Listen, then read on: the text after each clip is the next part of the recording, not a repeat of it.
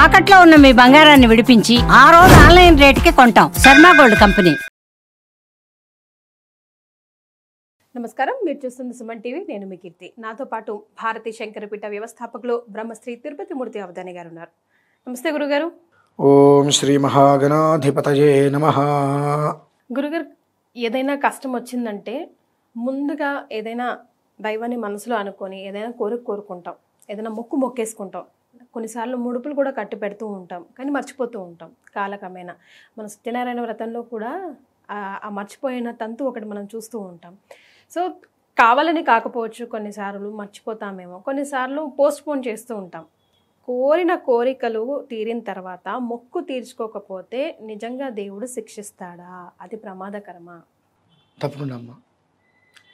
ఎప్పుడూ కూడా మనం తెలుసుకోవాల్సింది, శతకోటి దరిద్రానికి అనంతకోటి ఉపాయాలు ఎప్పుడూ ఉంటాయి.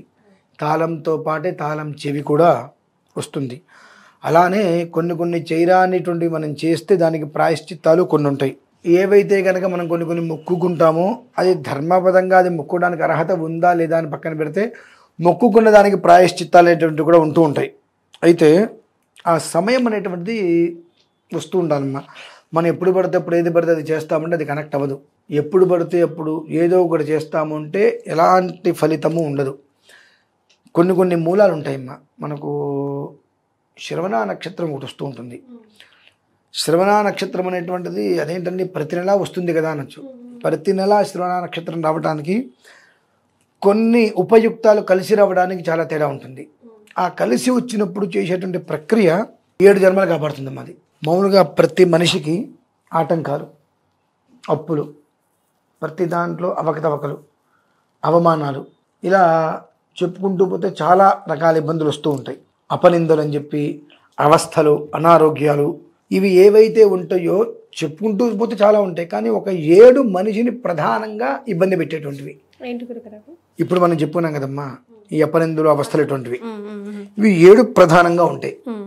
ఈ 7 అనేటువంటిది ఏది వచ్చినా మనిషి అనేటువంటిది అతలాకుతలం అయిపోతాడు. అపనిందలు మనిషి ప్రాణాంతక సమస్య, ఆటంకాలు ఏం చేసినా ముందుకు వెళ్ళకపోవడం ఇబ్బందే, అవమానాలు అది ప్రాణానికి సమస్యే, అనారోగ్యం, ఆపసోపాలు పడటం, అన్యాయం జరగటం, ఇటువంటివి ఏదొచ్చినప్పటికీ కూడా మనిషి స్థిరంగా స్టెబిలిటీగా ఉండలేడు, ఇబ్బందులు పడుతూ ఉంటాడు. దేనివల్ల వస్తూ ఉంటాయి ఇవన్నీ అంటే దైవకృత్య విధానం. అంటే భగవంతుడికి ఏదైనా మనం చెప్పి ఇది చేస్తానో మొక్కుకోవటం అని చెప్పి అది మనం చెయ్యకపోవటం వేరు, మర్చిపోవటం వేరు. అసలు ఏం చేశామనే విషయం తెలుసుకోకపోవటం వేరు. ఆ తెలుసుకోలేకపోవటం మూలాన ఇవి 7 రకాల సమస్యలు మనిషిని వెంటాడుతూ ఉంటాయి. ఎప్పుడు మనం వాటికి ఎప్పుడు ఏదో ఒక ఆరాధనలు, పూజలు చేస్తూ ఉంటాం. కానీ ఒక ప్రత్యామ్నాయ విధానంలో కొంత వైదిక వ్యవస్థని కనుక మనం అనుసరించినట్లయితే 7 జన్మలు అది కాపాడుతుందమ్మా ఖచ్చితంగా. ఇది అనుభవేగ వైద్యం అని కూడా చెప్పవచ్చు. ఒకానొక సమయంలో అది నేను తాత్కాలిక పరిస్థితుల్లో నేను చేసిన తర్వాత దాని ప్రభావాన్ని నేను చూశా. వెంకటేశ్వర స్వామి వారిది శ్రవణ నక్షత్రం అమ్మ. ఆ శ్రవణ నక్షత్రంతో కలిసి వచ్చేటువంటి కొన్ని యోగాలు ఉంటూ ఉంటాయి. ఇందు అష్టమి అంటారు, ఇందు అష్టమి. అలానే శ్రవణాష్టమి రేపు 21వ తారీఖు, సోమవారము అష్టమి, శ్రవణ నక్షత్రం 21. సోమవారము అష్టమి, శ్రవణ నక్షత్రం. సోమవారము శ్రవణ నక్షత్రము అనేటువంటిది, సోమవారం అంటేనే చంద్రుడికి ప్రీతి. శ్రవణ నక్షత్రము అనేటువంటిది చంద్రమహర్దశలో జన్మించిన విధానం, రోహిణి హస్తాశ్రవణం. అలాగే శ్రవణ నక్షత్రం శ్రీవారిది జన్మ నక్షత్రం. అష్టమి రోజు రావడం అనేటువంటిది శ్రవణ నక్షత్రం రోజునాడు సోమాష్టమి, చంద్రదర్శనం అని మొత్తం ఒక 6 రకాల యోగాలు కలిసి ఉన్నటువంటి విధానం అది. ఆ రోజునాడు స్వామివారికి, వెంకటేశ్వర స్వామి వారికి కొన్ని రకాల ఆరాధనలు చేసుకొని అర్చన చేసుకున్నటువంటి నాణెములు, ఒక 7 నాణెములు తీసుకుని దగ్గర పెట్టుకోగలిగితే ఆ చేతికి వచ్చిన మరుక్షణం వాళ్ళ జీవితం మారిపోతుందమ్మా. అంత అద్భుతం జరుగుతుంది అది. ఆ రోజునాడు చేసేటువంటి ప్రక్రియ నేను తిరుపతిలో చేస్తున్నా. ఇంత పంచలోహాల విగ్రహం స్వామివారిది. ఆ పంచలోహాల విగ్రహాన్ని తీసుకొని దానికి తులసి దళాలతో అర్చన, తర్వాత సువర్ణ పుష్పాలతో అర్చన, బంగారు పూలతో అర్చన చేసిన తర్వాత 7 నాణ్యాలు, ఆ నాణ్యాలు ఏంటి దేనికి సంబంధించింది ఇప్పుడు నేను చెప్పను. ఓకే. అది నేను చెబితే ప్రతి వాళ్ళు నాకు కావాలి నాకు కావాలి నాకు కావాలి అంటారు, దానివల్ల ఫలితం ఉండదు. ఆ నాణ్యాలు 7 ఎవరి చేతిలో అయితే పడతాయో వారు అదృష్టవంతులు అవుతారమ్మా. భాగ్యం. ఆ నాణ్యాలు స్వామివారి మీద అర్చన చేసి ఆ స్వామివారిని పట్టుకొని శ్రీవారి మెట్టు నుంచి కొండ మెట్లు ఎక్కడం, ఆ వేషణ, అందులో స్వామివారి విగ్రహం, ఆ స్వామివారి విగ్రహం మీద తులసి దళాలు, బంగారు పుష్పాలు, నాణ్యాలు వేసి నాతోటి పాటు ఎవరైనా వచ్చినా వాళ్ళు నెత్తి మీద పెట్టించి స్వామివారిది పైకి ఎక్కడం. పైకి ఎక్కిన తర్వాత జీవధ్వజం దగ్గర, ధ్వజస్తంభం దగ్గర జ్యోతులు వెలిగించి అనంతరం ఆ 7 కాయిన్లు ప్రసాదంగా అందరికీ అందజేయడం అనేటువంటిది పెట్టుకున్నాను. 7 నాణెములు ఎవరి చేతిలో అయితే పడతాయో ఆ రోజు నుంచి వాళ్ళ భవిష్యత్తు మారిపోతుందమ్మా. 7 తరాలు చక్కటి అభివృద్ధిగా వృద్ధి చెందుతుంది. ఇది ఏంటండి నిజం అని డౌట్ వస్తుంది ఎవరికైనా. నేను 2019 వరకు నాకు ఇవన్నీ తెలియవమ్మా. ఇది టీవీలు ఛానల్స్ అవన్నీ నాకు తెలియదు అసలు. నా వృత్తి నేను చేసుకుంటూ ఉండేవాడిని. సుమారుగా నేను వేదము, స్మార్తము, షోడశము, ఆగము, ధర్మశాస్త్రము, ప్రతిష్టా విభాగము, మంత్రశాస్త్రము, యంత్రశాస్త్రము, ఈ 8 రకాల శాస్త్రాలు నేను పూర్తిగా అభ్యసించి ఉత్తీర్ణతతో యోగ్యతా పత్రాలు అంటే సర్టిఫికెట్స్ అంటారు పొంది ఉన్నాను. నా వృత్తి నేను ఏదో చేసుకుంటూ ఉండేవాడిని. అంత్యేష్టి అని ఒక క్రతువు సుమారుగా నేను ఒక 800 పైన చేయించుంటానమ్మా. ఎప్పటి నుంచి 2006 నుంచి 2012 వరకు, 2012 నుంచి 2018 వరకు మరొక విధానంలో వ్యవస్థను ఏర్పాటు చేసుకుని వచ్చాను. అయితే నేను 2016 ఈ యొక్క విధానాన్ని ఒకసారి ఆచరించా. సోమవారం కలిసి రాలేదు కానివ్వండి, శ్రవణ నక్షత్ర అష్టమి వచ్చింది. సరే అని చెప్పి నేను ఈ విధానాన్ని ఆచరించి స్వామివారికి నమస్కారం చేసుకుని ఒక 7 కాయిన్లు నా దగ్గర పెట్టుకున్నా. 42 రోజుల్లో దశ తిరిగిపోయిందమ్మా. 42 రోజుల్లో దశ తిరిగిపోయింది. నేను ఒక పాఠశాల పెట్టడము, ఒక 16 మంది విద్యార్థులు ఇంట్లో ఎవరి దగ్గర నేను చేయి చాచి నేను పాఠశాల పెట్టాను, నాకు డొనేషన్ ఇవ్వండి అని అడగకుండా వాళ్ళందరికీ నా భార్య వంట చేసి పెట్టేది. ఇంట్లో వంట మనిషిని కూడా నేను పెట్టలేదు. అంత ప్రశాంతంగా ఉండేటువంటిది స్థితి. 2019 దసరాల్లో ఆ కాయిన్లు ఎవరికో ఇచ్చేసా అడిగితే. అసలు ఎవరికి ఇవ్వకూడదు, ఎవరికి ఇవ్వకూడదు. ఇవితే జీవితం అనేటువంటి పాతాళానికి వెళ్ళిపోతుందమ్మా. ఇవ్వకూడదు ఎవరికి.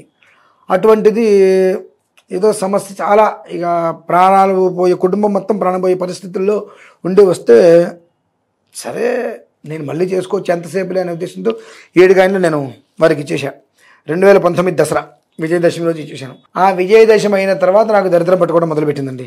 ఆ కాయిన్స్ ఎప్పుడైతే నేను ఇచ్చేసాను సుమారుగా 6.5 నెలలు ఇబ్బంది పడ్డారా గురుగారు? నేను బ్రతుకున్నా అంటే నాకే ఆశ్చర్యం వేసిందండి. అటువంటి స్టేజీకి వెళ్తే ఈ పాఠశాలకి నేను ఏ విద్యార్థుల్ని అయితే తీసుకొచ్చి పెట్టానో ఆ విద్యార్థులందరినీ రాజకీయం చేసి పంపించేసేసారు, పాఠశాల లేకుండా చేశారు.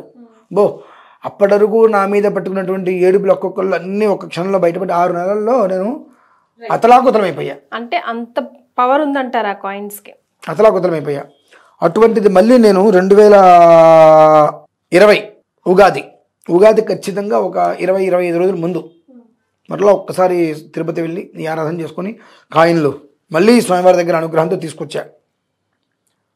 ఖచ్చితంగా ఉగాది తర్వాత నేను ఛానల్లోకి వచ్చానమ్మా. మరి కంచి వెనక్కి తిరిగి నా అనుష్ఠాన బలం కావచ్చు, భగవంతుడు నా వెనకాల నడిపిస్తున్నట్టు కావచ్చు, ఆ కాయిన్లు నా దగ్గర ఉన్నటువంటి శక్తి కావచ్చు కాక పరంపరాభివృద్ధిగా కొనసాగుతూ వచ్చింది. మొన్న ఎలక్షన్స్ సమయంలో ఒక ఆయనకి ఎవరికో ఏదో అవసరమైతే ఇచ్చా, మళ్ళీ గుడ్డ కాల్చిన ఎత్తి మీద వేసినట్టుగా అయింది. అంటే ఆ 3.5 సంవత్సరాల పాటు ఎవరు ఏం చెప్పినా బాబు నా విధానం నాకుంది, నా మంత్రం నాకుంది, నా విధానం నాకు తెలుసు, నా అనుష్ఠాన బలం నాకు తెలుసు, మీరు నాకు చెప్పక్కర్లేదనేటువంటి స్థితిలో విషయాలు చెప్పినవన్నీ ఎప్పుడైతే కాయిన్లు మళ్ళీ అంటే ఎంతటి వాడికైనా ఒక్కోసారి అది కర్మ ప్రారంభం అనుభవించాలి. మనం 100 మందికి చేస్తే 100 మంది పాపాలు మనం తీసుకుంటే మనం అనుభవించాలి కదా ఏదో ఒక రూపంలో. ఆ కాయిన్ నా దగ్గర ఉంటే నేను అనుభవించలేను. కాబట్టి ఎవరికో కష్టం మీద వచ్చారో కాయిన్లు వాళ్ళకి ఇచ్చా. ఎలక్షన్స్ నుంచి మళ్ళీ నానా అగచాట్లు మీరు అందరూ చూశారు. వాళ్ళే మీరు ఇలా చెప్పండి అని చెప్పడం కానీ ఈ తలనొప్పిలు అంటే ఏంటంటే యథా విధిహుతాగ్నీనాం యథా కామార్చితార్థినాం యథా పరాధదండానాం యథా కాల ప్రబోధనాం. మనం చేసేటువంటి కొన్ని వాటికి ఎదుటి మనిషి జాతకాలు నేను చెప్తాను, వాళ్ళకి ప్రయోగాలు చేస్తాను, వాళ్ళని బయటపడేస్తాను అన్నప్పుడు ఆ ఒక్క ఇబ్బందులు మొత్తం నేను అనుభవించాల్సిందే. దానికి దండన శిక్ష కొంతకాలం అనుభవించాల్సిందే. మరి ఇంకొక సమయం వచ్చినప్పుడు మళ్ళీ నేను తీసుకున్నా. కిందటి శివరాత్రికి ముందు ఖచ్చితంగా తీసుకున్నా. 3 రోజులు శివరాత్రి చేశానమ్మా ఏకదాటిగా. 72 గంటలు ఏకదాటిగా శివరాత్రి నేను చేయటము. శివరాత్రి రోజు నాడు అర్ధరాత్రి 12:30 సమయంలో నేను భస్మార్చన చేస్తుండగా అక్కడ ఈశ్వర సాక్షాత్కారం జరుగుతుందని చెప్పడం 18 లక్షల మంది వీడియో చూశారు. స్వామివారు ప్రత్యక్షంగా వీడియోలో దర్శనం చేసుకోగలిగారు. అంటే ఏంటి అంటే కాయిన్లు ఏదే కదా అనిపిస్తుంది, నాణ్యాలు. అందులో ఉండేటువంటి శక్తి చేసి ఆరాధనలో అది మన దగ్గర ఉన్నప్పుడు అది మనల్ని ఎలా కాపాడుతుంది అనేటువంటిది 3 సార్లు నేను అనుభవించారు ప్రత్యక్షంగా. ఇంకా దానితో ఇప్పుడు అద్వితీయమైన యోగంతో వచ్చింది. ఆ రోజు అనేటువంటిది స్వామివారికి చాలా ప్రీతికరమైన రోజు. రైట్. సో ఎవరైనా ఏమైనా మొక్కుకొని ఆ మొక్కులు తీర్చుకోలేకపోయినా ఈ రోజుని సద్వినియోగం చేసుకుంటే తిరుపతి వారందరూ వచ్చిన మీతో కూడా వచ్చినా సరే, నాతో వచ్చిన వాళ్ళందరూ విడిగా వచ్చిన ఉదయం 21వ తారీఖు 11 ఆ ప్రాంతాల్లో శ్రీవారి మెట్టి దగ్గర ప్రారంభం చేస్తాం. ఆ సమయంలో ఎవరైతే వస్తారో అక్కడికి వారి చేత ఈ యొక్క తులసి దళాలతో పాటుగా సువర్ణ పుష్పం ఏదైతే ఉంటుందో ఆ సువర్ణ పుష్పాలు వారి చేత నేను అర్చన చేస్తానమ్మా. వారి చేత స్వామివారికి అర్చన చేయించి అనంతరం ఆ నాణ్యాలు కూడా ఎంతమంది అయితే పాల్గొనే ప్రయత్నం చేస్తారో ఒక్కొక్కరికి 7 నాణ్యములు, ఆ నాణ్యాలు కూడా అక్కడ అర్చన చేయించి ఆ ఒక్క స్వామివారి ఒక బేషన్లో మనం పెడతాం కదా స్వామివారిని, ఆ ప్లేటు కూడా వారి నెత్తి మీద పెట్టి పైకి, ఒకవేళ నెత్తి మీద వాళ్ళకి ఒకవేళ అటు ఇటు పడుతున్న చేతిలో పట్టుకుని అయినా సరే వాళ్ళందరూ పట్టుకొని కొండ మీదకి ఎక్కేటట్టుగా చేయించి వాళ్ళందరి పేరు మీద జీవధ్వజం దగ్గర దీపస్థాపన చేసిన అనంతరం ఆ నాణెములు ఎవరికి వారికి అందించడం జరుగుతుందమ్మా. ఆ నాణెములు వారి చేతికి వచ్చిన క్షణం నుంచి వారి రోమాలు లెక్కపరుచుకుంటే వెంటనే ఒక అద్భుతం జరుగుతుంది.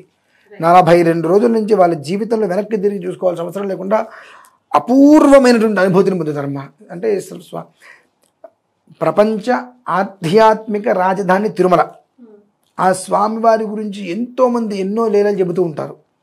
కానీ ఈ ఒక్క విషయంలో అనేక మంది వారు స్వతహాగా జన్మతహాగా ఉండేటువంటి దోషాలని పోగొట్టుకోవటమే కాకుండా స్వతహాగా వారు ఆ అనుభవం తెలుసుకుంటారు, ఆ అనుభూతిని పొందగలుగుతారు మా పరిపూర్ణంగా. ఈ స్వామివారి ఆశీస్సుల అనుగ్రహం ఈ స్థాయిలో ఉందా అన్నట్టుగా వాళ్ళు తీసుకోగలుగుతారు. సో గురుగారు చేపట్టే ఈ కార్యక్రమంలో మీరెవరైనా ప్రత్యక్షంగా అయినా పరోక్షంగా అయినా పాల్గొనాలంటే కింద స్క్రోల్ అవుతున్న నంబర్కి కాల్ చేయండి, మరిన్ని డీటెయిల్స్ తెలుసుకునే అవకాశం ఉంటుంది.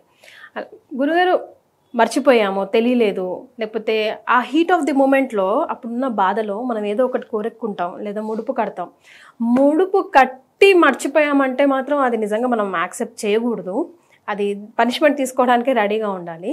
ఒకవేళ బై మిస్టేకో లేకపోతే కట్టిన వాళ్ళు పరమపదించడమో లేకపోతే పెద్దవాళ్ళు చెప్పకపోవడమో మర్చిపోవడం ఇలాంటివి కూడా ఉంటాయి కదా గురుగారు. సో అలాంటప్పుడు ఏం చేయాలంటారు? మొట్టమొదటిది ఏంటంటే అమ్మ, పెద్దవాళ్ళ అనుమతి లేకుండా మనం కట్టేటువంటి ముడుపులు చెల్లుబాటు కావు.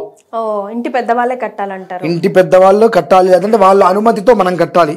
అలా లేకుండా మన సొంత నిర్ణయాలు తీసుకొని కట్టేటువంటి మొక్కులు చల్లవు. అసలు దాని గురించి అసలు అది మొక్కే కాదు, అది మనం పక్కన పెట్టేసేయచ్చు. కానీ మనం పక్కన పెట్టలేము వాటిని.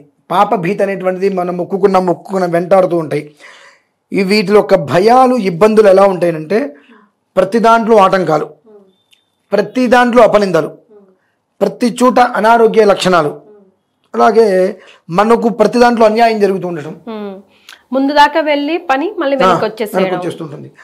ఇలా ఒక 7 రకాల విధానాలు మనిషిని చికాకు చేస్తూ ఉంటాయి. అటువంటిది ఏదైనా ఉన్నది అని అంటే మీ పూర్వీకులో మీరు ఏదో ఒక పీక్ స్టేజీలో స్వామివారికి మొక్కనే కాదు ఏదో ఒక రకమైన నమస్కారం చేసుకొని స్వామివారికి తీర్చవలసినటువంటి రుణం ఏదో తీర్చలేదు కాబట్టి ఈ ఒక్క విధానం, అంటే రుణం తీర్చకపోతే ఆయన కోప్పడతాడా, నీకు గుర్తు చేస్తున్నాడు. మన దగ్గర డబ్బులుంటే అనేక రకాలుగా సంతోషపడుతుంటాం, ఇవి గుర్తురావు కాబట్టి నీకు గుర్తు చేస్తున్నాడు స్వామివారు. ఏదో ఒక రకమైన చిన్న ఇబ్బందులు తీసుకొచ్చి నాయన నువ్వు ఇది చెప్పావు, ఈ రుణం నువ్వు మాట తీర్చట్లేదు ఇచ్చావు తీర్చుకోవట్లేదు అనేటువంటి దాన్ని గుర్తు చేస్తుంటారు. కాబట్టి అటువంటిది ఏదైనా ఉన్నట్లయితే 21వ తారీఖు శ్రవణ నక్షత్రం అష్టమి సోమవారం ఆ రోజు నాడు తిరుపతిలో జరిగేటువంటి తులసి పుష్ప సహితంగా సప్తగిరి అర్చన అందులో పాల్గొనే ప్రయత్నం చేయగలిగితే ఒక 7 జన్మల నుంచి ఉన్నటువంటి దోషాలు అంటే జరిగినవి 3 జరగవలసినవి 4 పూర్తిగా నిర్వీర్యమైపోయి స్వామివారి యొక్క పరిపూర్ణమైన అనుగ్రహం వాళ్ళకి పొందుతారమ్మా.